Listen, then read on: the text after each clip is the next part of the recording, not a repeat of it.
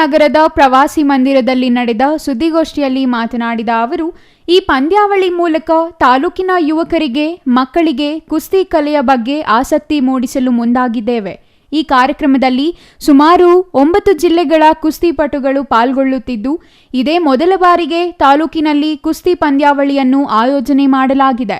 ಪಂದ್ಯಾವಳಿಯಲ್ಲಿ ಭಾಗವಹಿಸಿ ಗೆಲುವು ಸಾಧಿಸಿದ ವಿಜೇತರಿಗೆ ಬಿರುದು ನೀಡುವ ಜೊತೆಗೆ ಬೆಳ್ಳಿಗದೆ ಬಹುಮಾನವಾಗಿ ನೀಡಲಾಗುವುದೆಂದರು.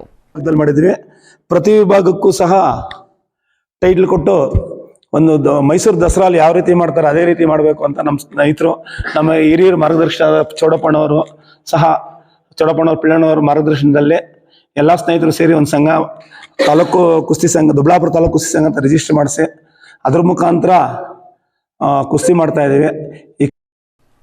ಪೈಲ್ವಾನ್ ಚೌಡಯ್ಯ ಮಾತನಾಡಿ, ಈ ಪಂದ್ಯಾವಳಿಗಳನ್ನು ತಾಲೂಕಿನ ಹೆಸರಾಂತ ಗರಡಿ ಮನೆಗಳಾದ ಹನುಮಾನ್ ಗರಡಿ, ದೊಡ್ಡ ವೆಂಕಟರಮಣಪ್ಪ ಗರಡಿ, ಕೋಟೆ ಗರಡಿ, SRC ಗರಡಿ, ಇಂದಿನ ಪೀಳಿಗೆಗೆ ಮಟ್ಟಿ ಕುಸ್ತಿ ಎಂದರೆ ಏನೆಂಬುದೇ ತಿಳಿದಿಲ್ಲ.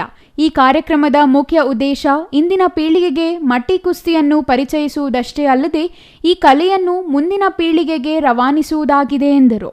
Mahesh, CTV news, Doddaballapura.